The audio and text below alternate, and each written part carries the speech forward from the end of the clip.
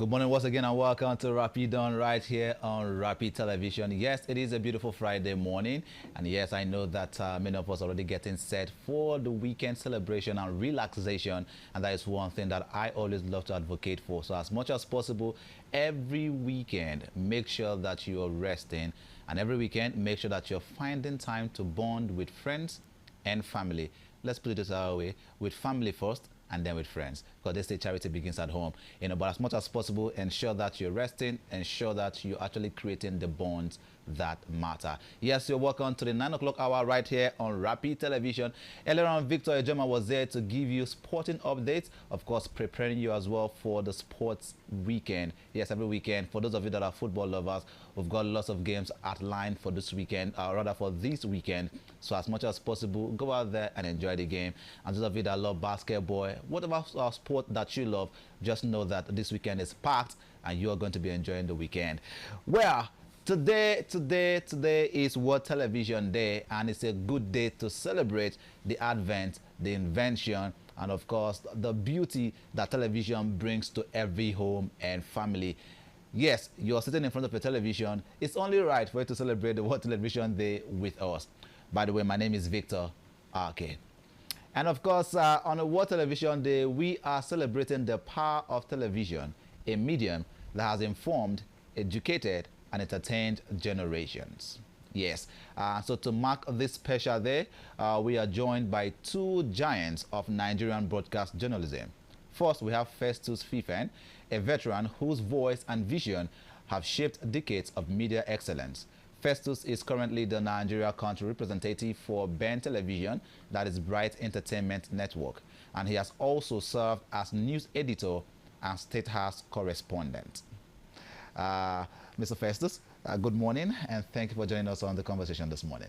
Thank you very much, Mr. Ake. I like the way you were talking about television. Right. If not for TV, you wouldn't be here. Truly. And people wouldn't know how handsome you look. Oh my God. So oh my thank God. God for that. And good morning, everybody. It's World Television Day, and for those of us that have been behind the screen for a while, it's an opportunity for us to celebrate what the television has brought and what we are also doing behind the scenes to make sure that you watch quality content. So it's a great day. For the first time, we are being celebrated one of the days of the year that broadcast journalists, especially those in television, are also celebrated, because you can't celebrate television and not celebrate those that make television work. Very true. So it's a great day today for us. That's right. Whilst you were talking, I just remembered one of those days, right in our sitting room. I felt the TV just came alive right in the room. And that was one of those moments where we get to sit with family, and we were watching a particular program. Dad was there, mom was there, my other siblings were there. I could just see the joy that we all had, watching the television. Remember the days of Papa Jasco and Company? Yes. The days of Super Story. I mean, I'm talking about the early days now, maybe not even your day. If I take you back to your era now, you might remember one or two of those family series. Cockroach and Dawn. And all of that. In fact, I was recently watching some of the excerpts from this show, the Cosby Show, the Huxtable, and then I was like, whoa, this is not yesterday's production. This is a production from the 90s, and up until now, whenever you watch those productions, you can still smile, you can still laugh. It comes with so much joy, and all of that. And that was quite exciting. But for you, Mr. Festus, how did your journey into television begin? Okay, funny enough, you see, life can be very, very funny. I've always been a science student. Oh, wow. Yeah, I've always been a science student, and I actually want to be an engineer. Okay. And but growing up, I'm the last child in my house. I started reading books a lot because my family is what you can refer to as those that are bookish. Okay. Allow me to use that word, bookish. So, or bookworms. Yeah, bookworms. Now, there's a book I read, The Power of Focus, how to discover yourself, how to know what you will be good at. What that book was just telling me was that if you study your passion, every day becomes fun for you. Right. Instead of you to see that I'm going to work, I'm going to have fun. So I started studying my life. I realized that I can't stay for too long. I realized that my attention span is not too long like that. And in the sciences, sometimes you can just be staring at one chemical for like 3 hours, and I don't think I had. So I was now looking at the areas where I would do well, and I concluded with the knowledge that I had from reading the book and some experiences and what people also say about me, that I should go into what you now call mass communication. Right. Now, I started with print. Okay. From print, I entered into radio, and in the course of having to further, there was a day in like the way you have rapid radio, rapid TV. Somebody did not show up that was supposed to anchor. That was how they say, okay, you can do it. You'll be talking on radio. Just help us do something. And I came, and the GM said, where have you been? Oh my. How did we even forget to bring you here? You've been there. That was how TV started for me. And since that time, I think sight and sound is very good, and it helps you tell the story. Because if you offend me now and I'm talking on radio, people will not see my expression. But when they can see me, the TV. expression will end up passing the message very, very well. So I can say I'm an accidental public servant or an accidental TV person, but it's the best thing that happened to me, and I'm very happy I'm here. The name of that person who didn't show up that day. I mean, we need to call him and say thank you for not showing up. No, it was his absence that gave you the platform. Yes. No, but again, if you look at it, to an extent, you were prepared. I was prepared. I've always been prepared, and I am a very lucky person with the family I came from. I had a lot of opportunity to do what you can call trial and error. So you do your trial and errors, and I come from a family where nobody tells you what to do, what to study, what to do this. Thank God for late Yinka Craig. I was in NTA then, and I was also watching him. I wanted also to do something in that area. So I was prepared. Somehow I was prepared. Wow. And I feel my elder brothers, I have only one sister and a lot of brothers. So my elder brothers actually created this foundation for me because I stumble on their books. I talk about a lot of things. I can talk about medicine very well. I'm not a doctor because I have a brother that is in medicine. I can talk about a lot of all this profession because on my own I read their books, and my foundation was solid to the glory of God. I would say that. Your mind could be one of those we refer to as a curious mind. Yes, yes, definitely. but looking back to the early years, how was it like, working in TV and radio in the early years? You must be creative. There is no AI, or there was no AI as at the time. And there was no app. There was nothing. You carry for a camera unit, for example, 3 people. One is carrying the microphone, one is carrying the camera, and even the camera does not have what it takes to record. The tape for the camera has to be with another person. So it was a team, and at a time, we all know what you need to do. There are people that are professionals, and this professionalism is not really what you get from the school as at that time. It was really something that it comes from you. As you're talking, somebody will say, what if we do it this way? That was the time you have to cut tape. The tape is like a ribbon. You have to join it for you to be able to do what you see as editing today, reel to reel. So it's not as easy as it is. So if you have been around that time, and you can even imagine those that did theater before I even came in, the Abatogun days and the rest, the Tunde Kelanis, and so it was pure creativity. So what we have today is computer-aided creativity. That's right. As it is, because you have a lot of things coming, but then you just think you create something from nothing. But the most important thing is if I'm to choose, I think I will still choose now, because why would you rack your brain too much when you can get it done easily? But it is not what the gadgets can do for you. You must still be creative to be able to function in today. So coming from those days, at least from my own time, because we still have some great-great-grandfathers in this thing, I think my time was good, and whenever I'm doing this, it makes me happy. Truly. Whilst we were talking, 2 names came to mind. Those are the names that we also watched then on TV, and we saw them. And we're like, these are the men we wanted to sound like. We want to talk like these people. I'm talking about the likes of Siri Stober.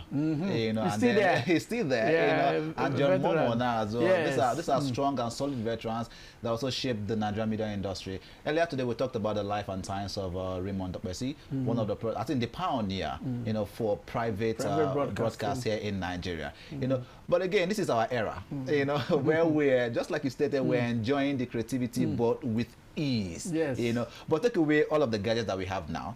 You know, and then just bring in the personnel, the individuals now, not the gadgets. You know, how would you compare the broadcast journalists of now and the broadcast journalists of the time? The broadcast journalist of the time was, I don't want to use the word more creative because creativity is relative. Yeah. But you have to think. You have to think to create. Now these days, for example, I saw you talking about me, and Yes. I did not have to give you that information. Not at all. You just did your small Just background searched about you work. and I found you. But those days it was not like that. And another thing was, there were people that were, if I met you when I came in, we exchanged pleasantries, greetings, and the rest. If you were in a motor park, I wouldn't allow you go. Because immediately I heard you speak, the thing what came to my mind is, this is a broadcasting voice. Wow, thank you, So sir. yeah, so people just, we had people that were passionate about this. They go anywhere. There is a man, I'm talking to him, he's into furniture or something, and he came to us. You started by telling us that the weekends we should unwind and we should bond with people. Right. So I was also bonding with some of my friends, and he came around. He was marketing furniture, and I listened to him. The next thing I said, this guy is just wasting away. This guy can be voicing jingles and doing some other things. So there were people that were committed to discovering talents Right. that are raw. They know what they need. They will just tell you, I think you will do better in this area. They bring you in, they shaping you, and doing that gives them joy. So you realize that you're just there, and somebody will say, come, we're going to a live studio. Yeah. See, what will I say? I will say, don't worry, you will say it. They will help you, and somehow. So then it was more of pure creativity and the desire. And I don't want to use the word. Sometimes people saw us as never do wells because, you know, like I use the language, the show must continue. Textpians, those in theater art, those are in the creative arts, they were the ones that you see them always bubbling, always living life. So people felt that the medical doctors, the lawyers, the accountants, they were more serious. These guys are never do wells, they just dance away and do. But today, the entertainment industry in Nigeria is one of the most lucrative industry that you can talk about. So then it was raw talent, and there were people that were willing to invest their time, their energy, their resources on you. People will even say, don't worry, there was a Radio Nigeria training school. I don't know if it's still operating now in Lagos. NBA. You know, you go there, say, okay, let's brush your pronunciations and some other things. So but now okay, I think technology has also made it easy that even if you have a terrible voice, there are a lot of gadgets that can help you do one or two to boost it and make it good. So, you are as good as the generation you met. The generation that we have now, they did not see what we went through at that time. Because for me, going through mass communication, I had my private typewriter that I was using, and I don't think anybody in school now they don't even know what typewriter feels like anymore. Even these days, you no longer transcribed. When you go to cover stories, you listen with a tape and you write it down before you now start writing story out of it. But these days, people have gadgets that they'll just put, as we are discussing, something is transcribing it already, and you just get it. So I think you are as good as the generation that you met. But the difference is, I think I might be wrong, but I think creativity was more of a raw talent then than what these days. When you like it, you take classes and you go into it. But then it was the raw talent that brings you first before you start to develop yourself and you do well. All right. And of course, earlier you talked about various courses and subjects in the way people actually refer to some of these courses as the elitist courses. Yes. You know, and then you were actually going to do engineering at some point. Yes. And you left an elitist engineering course and came down to mass communication. Yes. They never do well course. As at that according time, to them. you know, we had medicine, we had even law as at the time.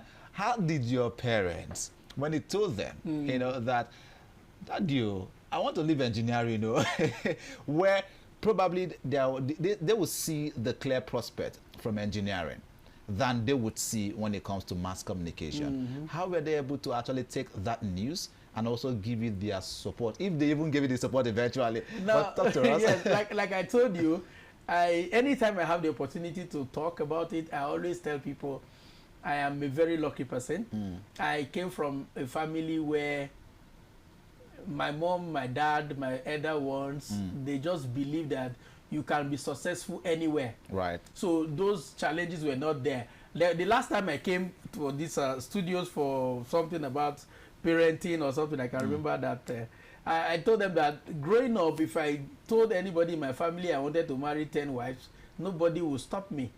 They just believe that, okay, you are taking this decision, there will be consequences. Are you ready for whatever will follow? Okay. That is the kind of family I came from. So I didn't really face any opposition. And when you see someone that is dedicated, someone that is serious, someone that is committed to what they want to do, it will be difficult for you to stop them. And I think another thing that helped me or that helped us is that our studies was not a poverty alleviation program for my parents. Okay. So you know, most of these parents that put pressure on you, they just believe that, okay, this is where you will go, you'll be able to make money to support the family, or this is where what you will study, you'll be famous.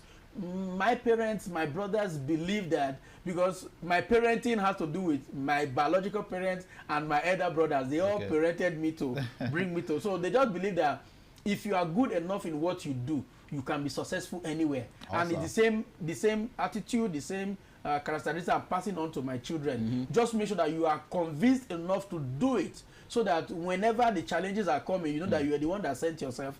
And so I didn't have that challenge. Okay. I just told them this is what I wanted to do, and they were okay.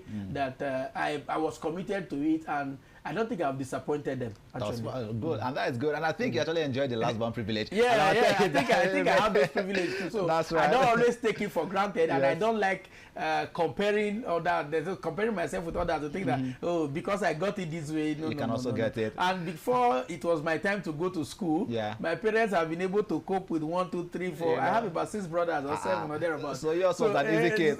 So we've mine seen you. was an easy case.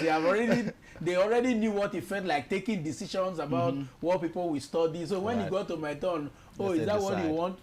Carry go. And it was easy for me, actually. All right. Okay, also we have Mr. Bon Nwoke on standby right now. Mr. Bon Nwoke is a legendary broadcast journalist, a media consultant, and he is a former director of news and current affairs at River State Television. Bon's illustrious career spans leadership roles across radio, television, and print, including Garden City Radio, River State Broadcasting Corporation, and the River State Newspaper Corporation. He is a respected mentor, lecturer, and member of multiple professional bodies, including the Nigerian Guild of Editors and the Institute of Corporate Administrators. And Mr. Bon has trained and inspired countless media professionals across the country. Mr. Bon, good morning and welcome to the program as well. Good morning. I hope I'm on air. It's good to have you join us today. Yeah, I can see you bright and looking good with your guests out there. It's great. Thank you so much, sir. Thank you, sir. Now, we've been talking about your experiences, in the media industry, and you're a veteran, someone who has dedicated his time in the media industry. In fact, yesterday when we had a conversation on phone, I recall you said that you have spent 35 years serving in the media. What were the inspirations? What took you first to the media, and what was the motivation that kept you that long? Well, I think that is the search and my interest in intellectual activities mainly.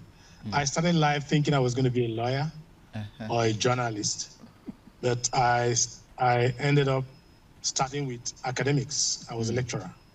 But while I was there, I was a restless intellectual because my urge into the journalism profession, especially broadcasting, was a driving force. It was a trigger. And so I started with NTA. I was part-timing, and I was doing sports, Panorama in the early 90s, late 80s, early 90s. But before then, I started with magazines, a news magazine as an associate editor. So that drive to be in the public space especially when it comes to public communication, was the main motivating force, factor, as it were.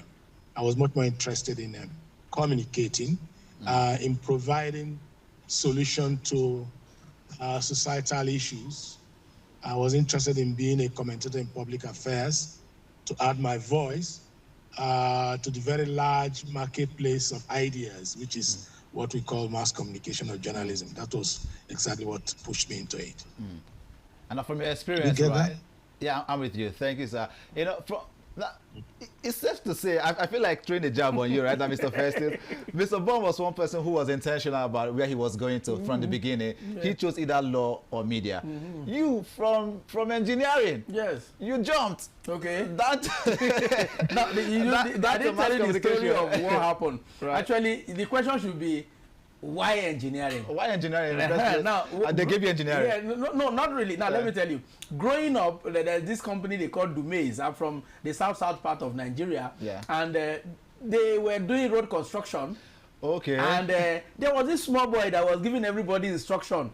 He was wearing a crash helmet, and everybody kind of respected him. Even those that, by my facial look, I know that they are older than him. Everybody respected him. So I asked, I said, who is this person? As a very young child. And they said he is the engineer on site. He's the one that controls everybody. Because I just wanted control. I just, okay, just loved it. Let me just be this kind of a person so that I can be giving instruction. And till today, if you see my O-level result, the one you call O-level result, you see mathematics A1, chemistry B3, physics A1, all those things are there. But in English, what did you score in English there? B3. Oh, you shall try. I was thinking you were going to D, but no, I've always been good. The thing is that I did not discover myself. Self-discovery, that's a topic for another day. Yeah. But because what we study, like I told you, I was not a poverty alleviation program for my parents. So what you study, what you have passion for, will really help you do better in the areas that you have chosen. So my wanting to be an engineer was not because I discovered myself. I discovered myself later on because of the opportunities and privileges I had in reading books and meeting people. So the engineering thing was more of, I just wanted power, and that was what it. All right, let's go back to Mr. Bond again. What are some of the biggest challenges Nigerian TV has faced over the decades? Well, you know, before the liberalization of the media industry, before private sector was allowed to come in, it was entirely a government thing. You know, you could not set up electronic media without the presidential permission. The private sector was not involved, so it was exclusive. So issue of commercialization was an issue that was really bugging the media houses then, because government was not doing enough to bring the media, most of the media institutions, up to par with international best practices. So it was an entirely government thing, and operating in an authoritarian environment, you could know that it was strictly controlled. Media was strictly controlled, and so you did not have much. But there was one advantage: training. Most people were sent abroad for training, and a lot was done in trying to provide manpower for the institution, the media institution. You know, that was one advantage. But most importantly, the media was not liberalized. And so there was some kind of restriction in terms of content, restriction in terms of, what will I say, in terms of technology. We didn't have much of technology, but we had so much of capacity building. That was the only advantage. Oh, wow. But in terms of technology, limited to reel, you know, and all that. Analog broadcasting generally has its own difficulty. In the newsroom, for example, you do the deck system, talk about the upper deck and the lower deck, and all that. So when we're exposed to, when we're exposed to digital broadcasting, it became a different ballgame. You now saw that automation was there, software application, for news editing, program editing, and all that. So technology became a driving force, and that was the in thing. But the advantage some of us who are old school have is that we call ourselves ancient and modern, because we've had the reel-to-reel tradition, Yeah. which was the analog system, the news deck system, and all that. And today we are sent abroad for digital broadcasting training to become part of the cyber world, or when I say digital world citizenship. So that's the point. So we have the hand side of the old system and the new system. That is the advantage. But in terms of disadvantage, technology has made broadcasting very simple now. If you look at it, broadcasting is so simple. You don't require that crowd, where most times media workers were not paid because there are so many hands. In the newsroom, you could have up to 40 people running from running from end to end without actually laying their hands on anything tangible. But today you have 3 persons, 1 person on the editing desk, and he does everything online through a software, and he goes there. The master control system is there to do the job for you rather than the analog running up and down. And you recall those days where you used to paste pictures. What do you call that? Rather than I'm sure you know what I'm talking about. Yeah. I'm really forgetting it. Where What's the name you called it? Making plates. The making plates, is that it? Making plates, exactly. Where you have to cut and paste and all that. And that one was very cumbersome. It was a very funny system. And we have Q charts, Q charts for a broadcaster who was making a presentation. He put a Q chart before him. Now you have teleprompters and all that. Oh, yes. Those days they were not really there. And even if they were there, they were semi-analog, as it were. So a lot had happened. But one advantage that we had was the ethical aspect of the job. Ethics. We adhere strictly to NBC regulations. NBC detected it too. Now people are jumping out of line. If you watch what happens to many sister stations, where the private ones, it wouldn't happen nowadays. They'll send you a love letter, and the love letter could restrain you.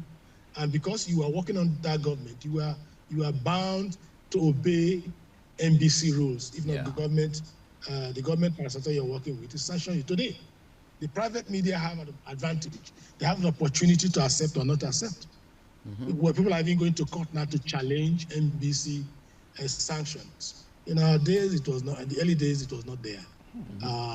It became an in thing in present time after the liberalization of the broadcast media, and private sectors came in like, what was AIT and all that, to join the fray. And in their joining the fray, liberalization got much more faster, and so much value was now added to broadcasting, because what broadcasting is today is better than what it was then. Right. Now, let's even look at content of.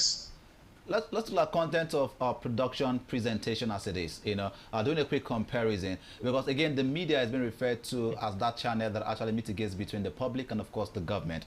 And our job is to constantly make sure that the people are served with credible information and also help to shape opinions. Would you say that over the years and up until now, have we done a great job as media personnel, practitioners in shaping the society and as well holding government accountable, through our voices and of course our productions thus far? Yes, you're right. Chapter 2 of the Constitution empowers media. It said the media shall uphold the accountability of government to the people.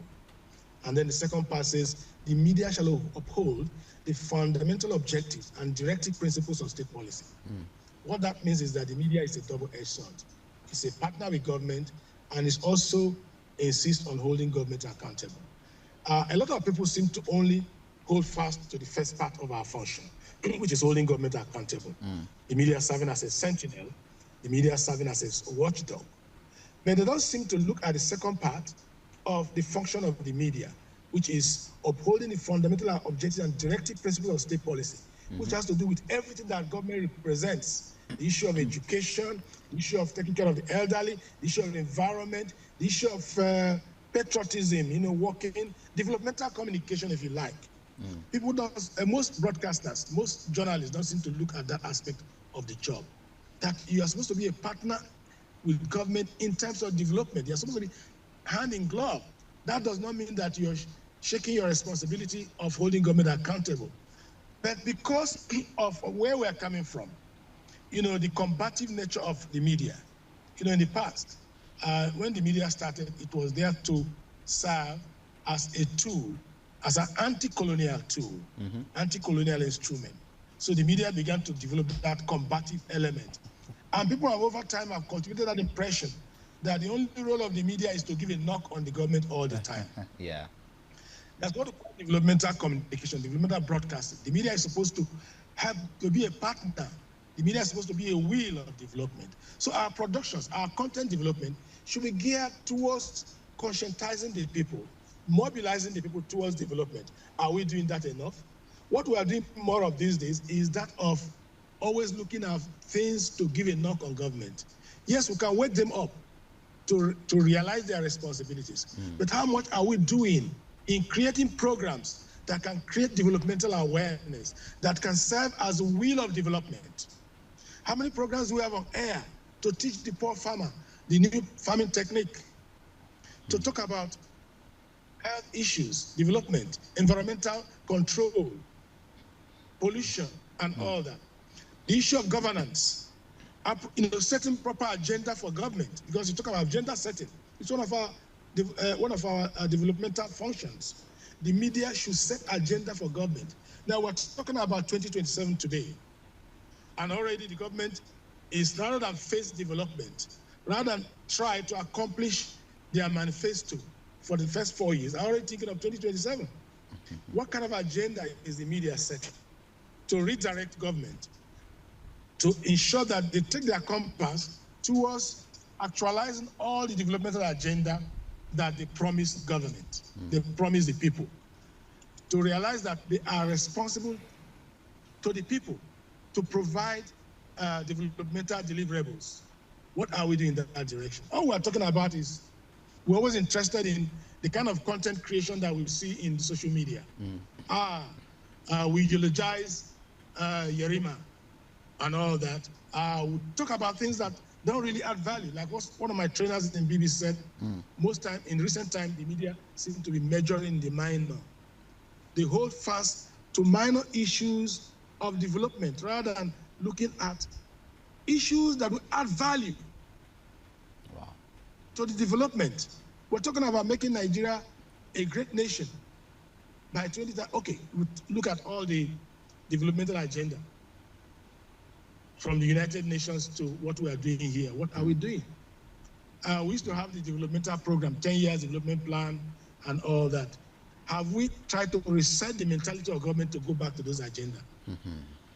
I recall I was doing 2020 Vision, a program called Vision Nigeria on my program in Radio Rivers, to make Nigeria one of the best 20 economies by the year 2020. We've pursued that agenda on radio and TV and newspapers. We try to conscientize government. We try to set the mind of government in areas they need to follow in terms of development to actualize that dream of making Nigeria one of the best 20 economies by year 2020. 2020 has come and gone, and we're not there. We're rather going down. By 2020, what do we have? We had a Nigeria that was suffering depression. Our GDP went below 1%. But by 2020, by our prediction by 2020 was we're going to have a GDP above 6%. But we dropped to 1%, below 1%, and Nigeria slumped into depression. What has the media done in terms of conscientizing the government, mobilizing the people, pushing some kind of agenda that bring Nigeria back to reality of that developmental program that we had before 2020? That is a problem. Today we are distracted by a lot of things, by the social media. That is a major problem that the conventional media has. Because I still think that the conventional media should be the voice of reason, should be the actual instrument of development to satisfy that constitutional provision. Not the social media that is much more about entertainment. Most of their content are entertainment driven. They are not informative, they are not educative. And that is the problem we have today. So our content development, which has gone up, as it were, because if your content profile is not good enough, you can't be on this platform you are now. That's right. But our content, yes, our content must not go beyond. It must not go. Must go beyond. Hello, Mr. Bond. Development. I think that's my taking. All right, thank you so much, sir, for that charge. I'm with you. All right, sir. Let me talk to Mr. Festus here briefly as well, too. I know this is what you get when you speak to veterans. Yes. They get to remind us of the responsibilities that we have as as media personnel as well. But let's talk to you a little bit about your proudest moments on television, or even in the media generally. Or talk to us rather. Yeah. First, I must commend Mr. Bond. It's like I was being reminded of what it used to be. Right. And like you said in your remark a few minutes ago, that this is what you get when you talk to people that are not accidental broadcasters or accidental media practitioners. Surely. You saw the way he was able to break everything down. I must commend him for that. Now, one of my proudest moments was those series of coming on TV. I still have the tape, VHS. Yeah. I kept it. And there was this program I anchored on TV. The title or the act was Critical Questions. So there was a commissioner in government that came, and before then, the questions were always patronizing. Like I've always told you, I'm a beneficiary of accidental assignments. Right. So the anchor of that program was not around, and they just say, hey, you've been doing breakfast show, come anchor this.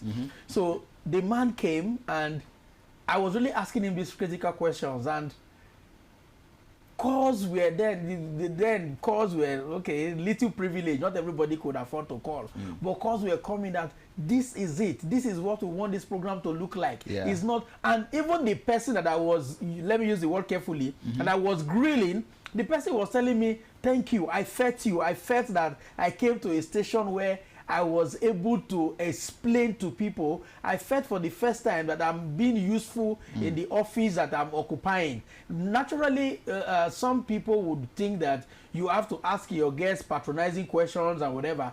Balance it up, like he said. Right. You have a role to educate. You have a role to inform. Leave the entertainment part for the social media. So when we left the studio, for the first time, when everybody was thinking that GM was going to roast me for being too hard, because it was a government station actually, for being too hard on our guests, GM came and said, so you know how to do all this, where did you put your head all along? Whoa, you got an applaud instead. Yeah, it's an applaud. So instead of being condemned, I think I was applauded, and that was really a very high moment for me. And from that time, like the way Mr. Bond was talking just now, it is not easy for you to see people talking this way again. Right. But at the same time, I still blame the government. Like I had the opportunity of talking to Information Minister Lai Mohammed, the one that just left, Yeah. the immediate past Information Minister. I said, whatever they see today that is like an attack from the media, it is the government that is causing it.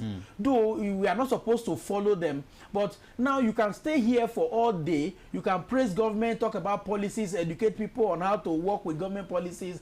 Nobody will seem to notice you. You will not, let me use the word the way they use it in the new parlance now, you will not trend. You won't go viral. No, you won't go viral. Nobody knows that you are there. But immediately you start to attack government, really you start to be hard on the government, you see that the government will now bring you closer. They with this slogan, keep your friends close and your enemies closer. Right. So everybody wants to be closer to the table. That is why you see that people are becoming really hard on government.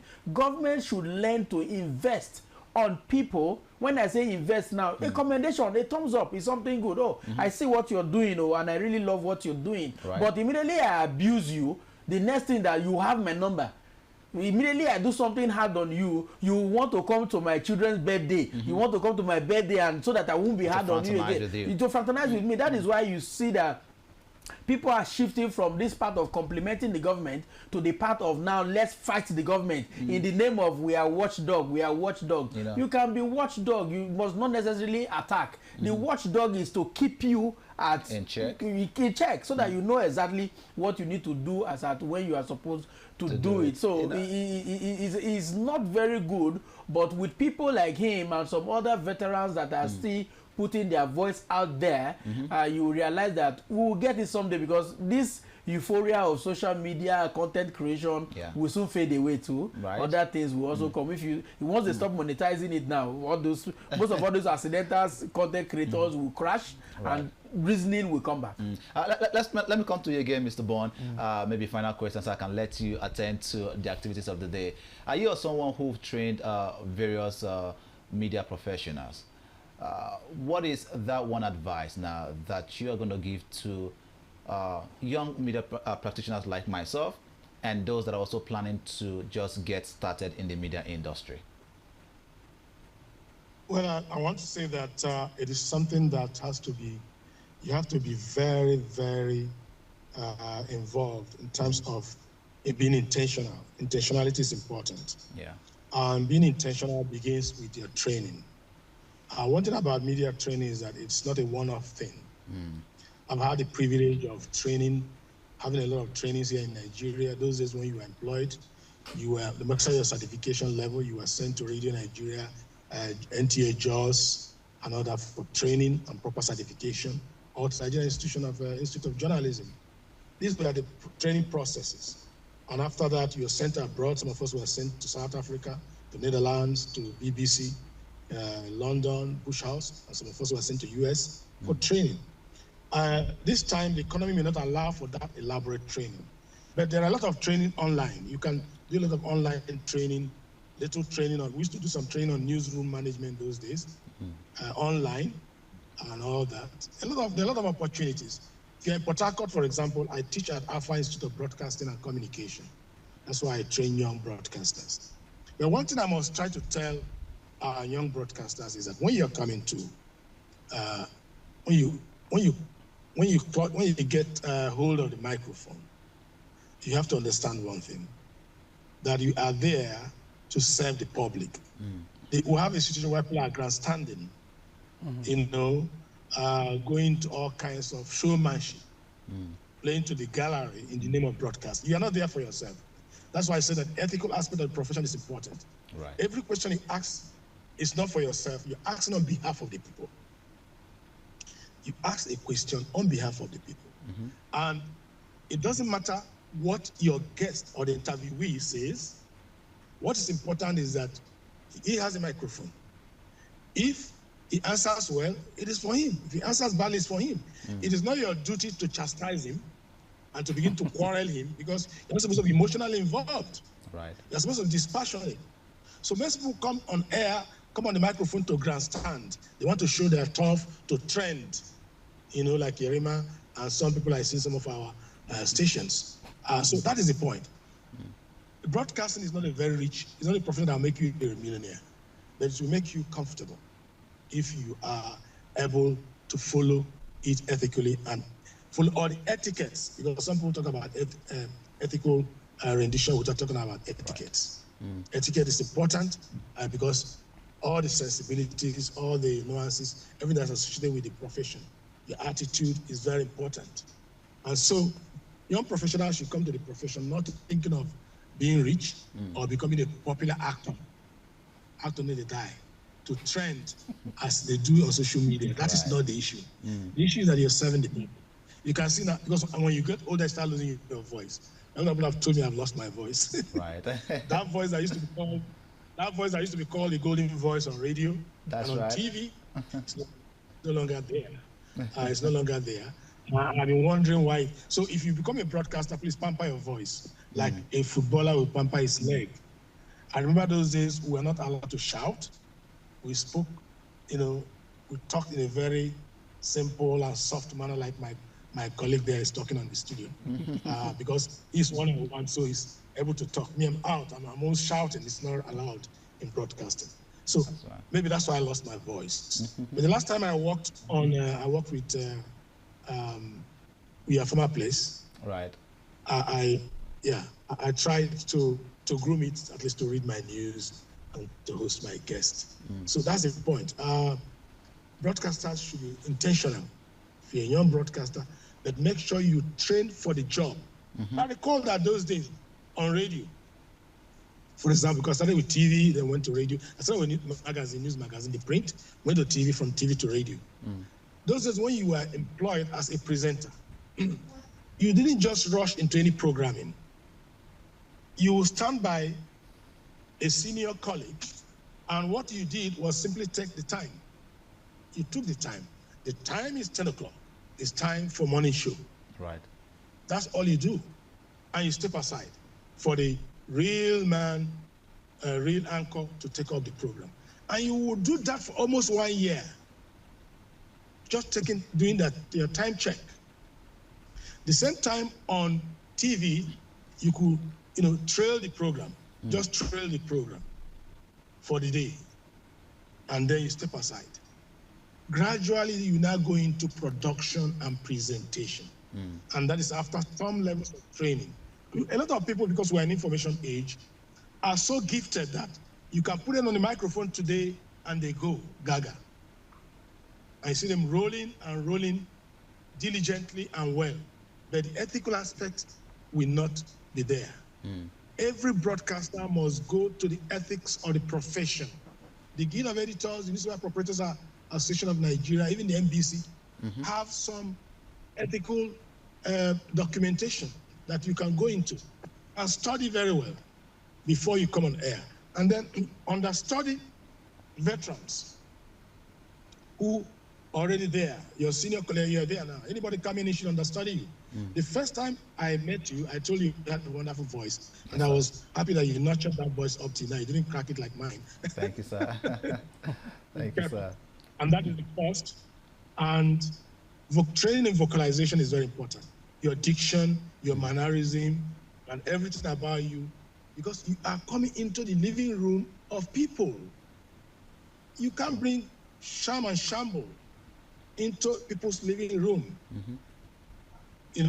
That will be some kind of disrespect to the people you are communicating. Right. So that's important. It's important in broadcasting. All right. Thank you so much, sir.